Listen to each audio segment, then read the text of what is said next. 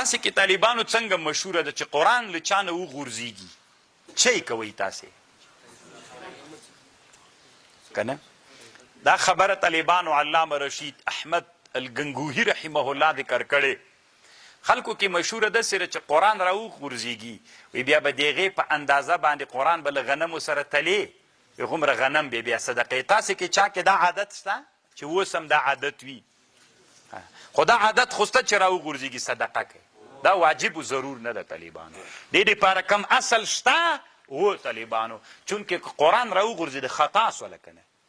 خطا چې سوله نو په خطا باندې رب څوک کېږي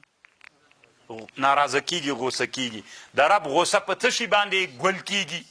ان الصدقه لتطفئ غضب الرب دغه حدیث نه طالبانو یې دې دپاره استدلال سوی نو دا طریقه خلکو ته ورک